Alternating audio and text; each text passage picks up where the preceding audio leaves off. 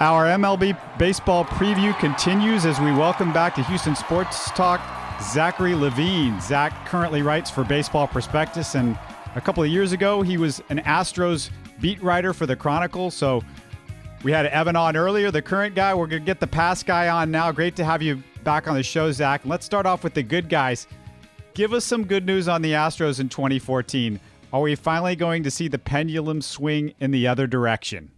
Well, the good news now for the Astros is that all the Rangers are hurt, I guess. That's probably the most significant American League West development that we've had this spring training and probably since the last time we spoke. But no, I don't think this is the year. I think this is a year where you'll see it start to head in the right direction, but I wouldn't consider this a big year where they're going to approach contention. I think this year is really about, the storylines in past years have been sort of trying to figure out who would be in that core of the next time they're good. And this year is really about getting them to the majors and, getting the guys who are in the majors to start winning some games. But I know I picked 68 wins for them this year, and I really don't think it will be much higher than that. I think there's still a pretty significant talent gap with the rest of that division. Yeah, 68 is I think about a 17 win improvement, so that's pretty good. At least it's going up this time instead of going down. We all expect Springer to be called up by June, George Springer, and besides Springer, what important pieces of the Astros' future players might be called up during the season? And that's before September, I mean. One of the interesting ones would be Mark Appel, and you just don't really know with him. I mean, he was so advanced when he was drafted. He was a possible number one pick and an advanced number one the year before he was drafted, and then slipped in the draft and obviously went back to Stanford for a senior season, making him just really like top of the line polished by the time he came out. So he's someone who could move very quickly. I mean, he already jumped some levels after his short season debut last year. So he's someone that I think if things go well at the AA level, could be up by midseason. And then another guy that you have to think about on the pitching side is Mike Foltynewicz, the really hard throwing right-hander from a few drafts ago, has made just really good progress, and the Astros obviously had to like what they saw of him both last year in the minor leagues and then in big league spring training this year. So I think of the pitchers, those are the guys to watch, and then obviously Jonathan Singleton's a guy that we've probably heard a lot about. I know that he's had his struggles, but I think the talent is there, and the first base position with the Astros is shallow enough that we could see him get a try this year if he gets off to a better start this year. Before we go around the league, Zach, what are the stories you're most intrigued about for Major League Baseball in 2014? Is it Derek Jeter's farewell tour, the new instant replay system, the home plate collision rule, or maybe Bud Selig's possible last season as commissioner? He's supposed to retire next year. I don't know if I can sit through another retirement tour.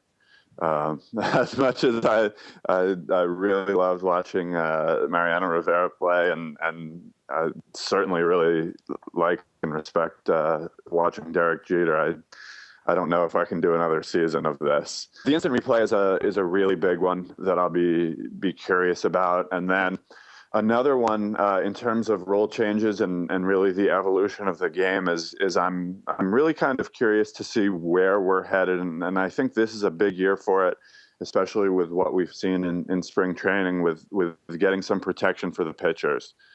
We saw the last few years there have just been some really brutal head injuries, and there were scares this spring training. Aroldis Chapman had a very serious injury. Matt Moore, the second Rays pitcher in a couple of years, to be hit with a line drive. And I think if we're talking evolutions in the game like replay, I really think that's going to be the next one. In terms of the plays at the plate, I don't think that's going to be as big a deal sort of day to day as replay, but with the replay, one of the things I'm always looking forward to is how the managers are going to try to game the system, whether it's what Joe Madden has been sort of practicing with, getting his players to try to play for a fourth out just in case the third one gets overturned, or keep running after you're tagged in case they miss something somewhere else on the bases that can be reviewed, or whether it's managers trying to use the replay system to stall for time. I'm curious to see how it works and whether there are going to be any needed tweaks to it after 1 year, because I think that could still be an evolving thing. Who's the Bill Belichick of the baseball managers? Who's the guy do you think the most likely? Give me a guy most likely to game the system. Oh, it's gotta be Madden. I mean, Madden's the guy who, to get an extra little while for his reliever to warm up, brought an outfielder in to start pitching and then took him out before he threw any pitches, and that forced a rule change. So I think he's trying to stay one step ahead of the law. Plus, he wears that hooded sweatshirt too, so that always makes him a prime suspect. Going around baseball here, let's first hit the Astros division, the AL West. And the Rangers, Mariners, A's, Angels all had busy off seasons. You kind of mentioned the problems with the Rangers pitching here, begin the season with the injuries, and the A's have also lost Jared Parker for the season, and A.J. Griffin's on the shelf to begin the season. How much of an opening does this give to the other teams like the Mariners, Rangers, and Angels? What do you make of the AL West right now? I would say that I played very conservative with my picks this year, but my boldest one and probably my dumbest one was picking the A's to drop back from first to fourth. I think that they have been built on some guys having some career years and really a bit of a shaky foundation. I think the Mariners, as much as Robinson Cano didn't solve anything, I think there are more parts there that could be much more useful than they've been.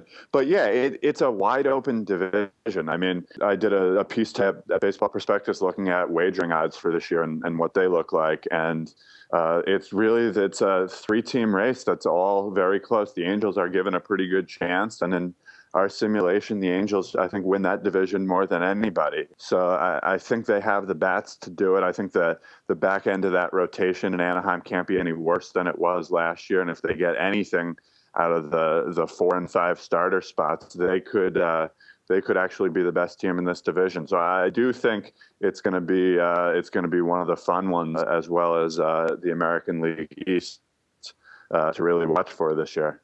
Yeah, you're talking about the East. But we're going to hit the Central first, and I want to talk Brad Ausmus, the new manager of the Tigers, former Astro. Different-looking team with Prince Fielder out, Ian Kinsler in. Are the Tigers the prohibitive favorite, or you think they've come back to the pack? They've come back a little bit, but I don't see the pack as having improved much. I don't think Cleveland is a better team than last year. And Kansas City, I mean, they finally started to get some better performances from those hitters who came up through the system. And James Shields is obviously really good, and they'll have to replace Irvin Santana's sort of out of nowhere production if they're going to start making up some games. They have come back a little bit, but I can't find the team that's ready to make their run at them. I think Chicago White Sox will be improved, but that's a huge gap to make up. And Minnesota is obviously in a pretty big rebuilding stage right now. That's not a good team up there. So it is a worse Tigers team. I mean, trading away Doug Fister didn't help. Even if Verlander is a little better, I'm not convinced the rotation can be any better. And they downgraded in a few different spots on offense, starting with Fielder's departure. So I don't think it's as good a team. And maybe the division gets a little tighter top to bottom, but I just can't find the team that's going to make that run at them.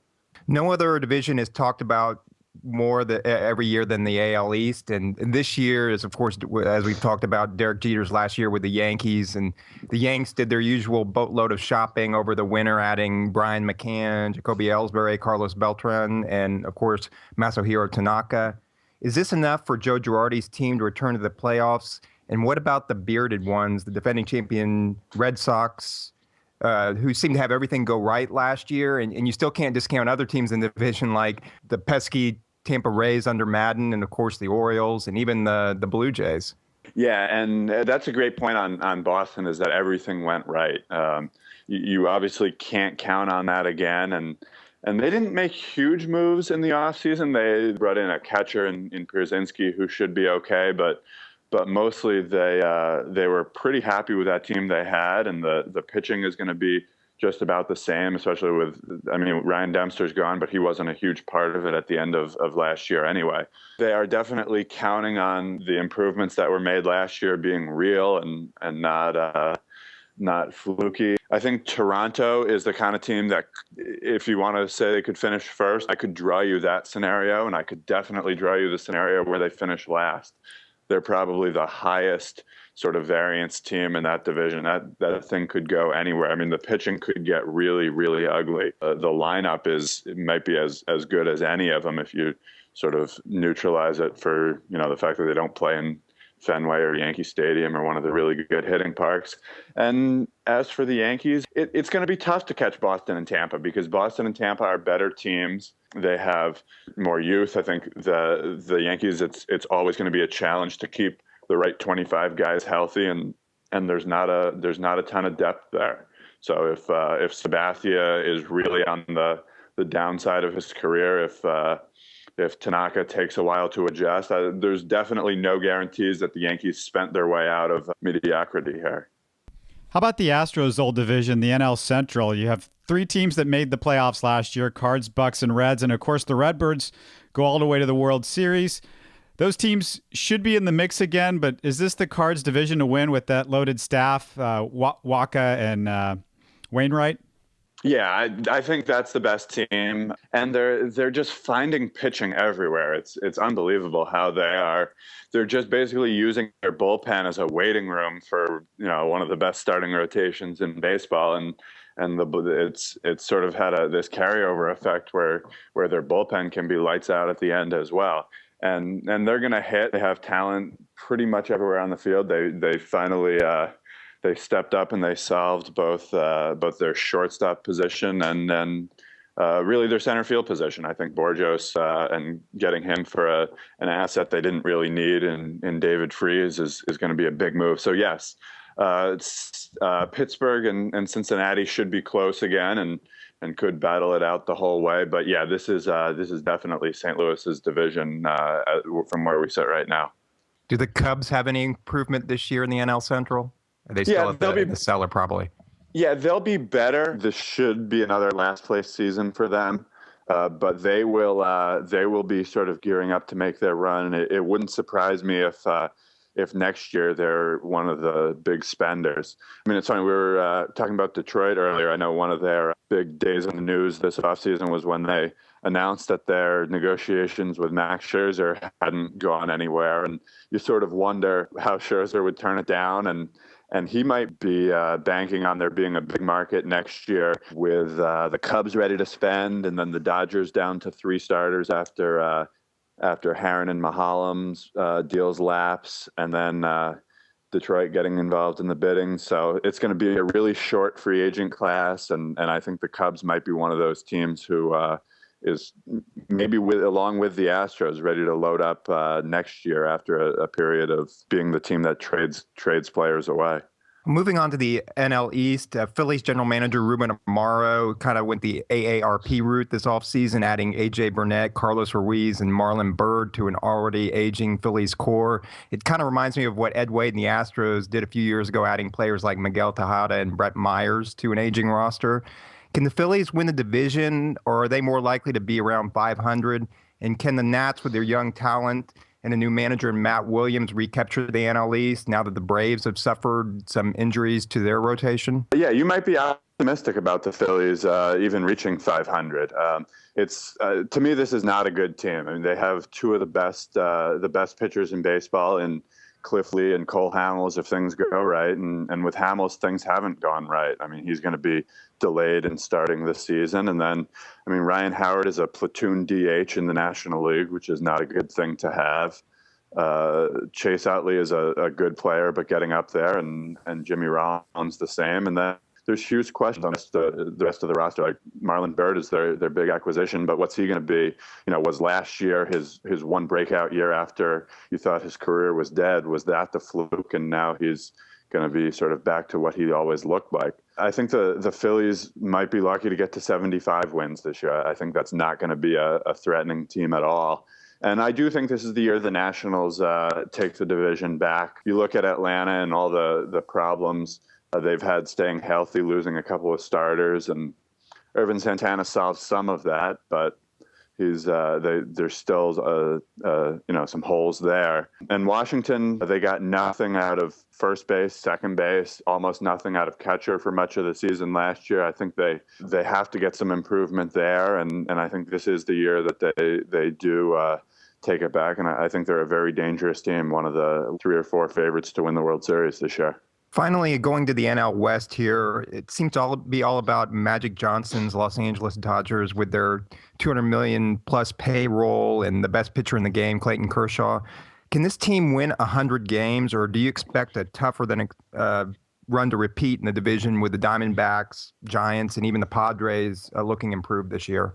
You never pick a team to win 100, but if any team could do it, it's them. I think they are the biggest favorite to win any division, especially, cheating a little bit, but they've already started 2-0. And assuming this scare with Kershaw is really just a back thing and something that doesn't involve a shoulder or an arm or anything like that, and doesn't keep him out this long, they are a real contender for having both the best hitting and the best pitching in the league. So you would never pick a single team to win 100, but they could do it, and they are I think they're the biggest favorite to win a division out of any team. Well, we're hoping George Springer will be the rookie to watch in baseball this year, but give us a couple of other rookies that we should keep an eye on around the majors.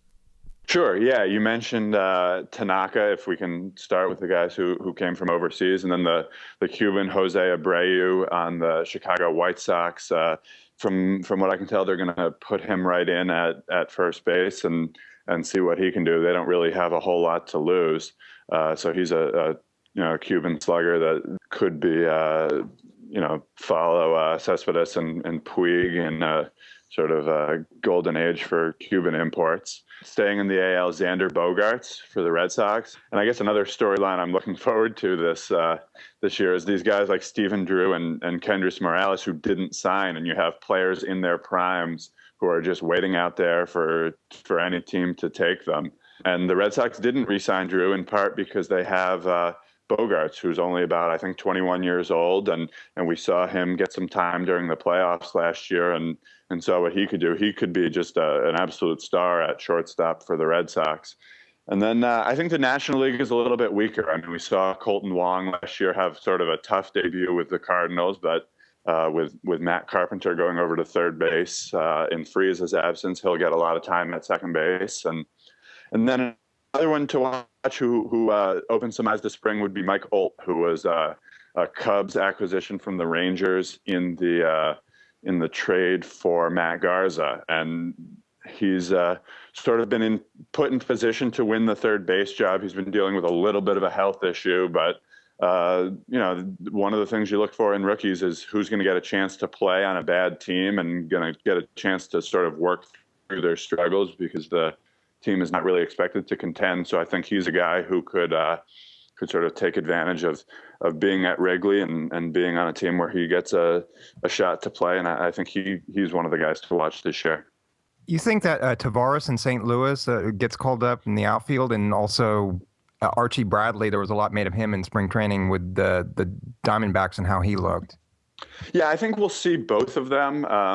With Tavares, it could be a backup role, or as they sort of are able to get their roster ready for September and really use guys in more role-playing situations. And then with Bradley, the Diamondbacks pitching staff has been a little bit of a mess too. So I think there's some of his own readiness and some of an opportunity looming with a team that's down a little bit of starting pitching, and he's definitely a guy I'm excited for also. Well, do you care to make a prediction for the World Series this year? Zach, put you on the spot. What do you think? Sure. No, that's we all had to do it for Baseball Prospectus, so it doesn't faze me at all. It's my pick is the Dodgers. I think They will win well upwards of 90 games. They will host the NL playoffs, be the top seed in the NL playoffs. And I do expect, on the strength of Kershaw, Greinke, Ryu, and a pretty nice addition in Herron, who had a really good second half last year, to be able to get to and win the World Series. I'll take the Dodgers over we'll say the Tigers, even though I don't think they're as good a team. I think they have the safest road to the playoffs this year, and we know it's a crapshoot once they get there. So I'll take the team that I expect to get there. I'll say LA over Detroit. Where can people find your writing, and how can they connect with you on social media?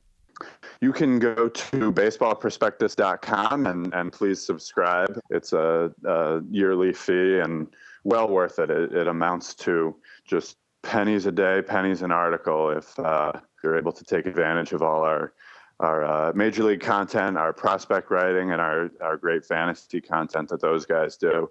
And then just twitter.com/Zachary Levine. Really, Baseball Prospectus is one of the best out there. It really is a great subscription. Great stuff from Baseball Prospectus writer Zachary Levine. Thanks again, Zach, for coming on the show. Yeah, thank you, Zach. Yeah, thanks for having me. I enjoy it.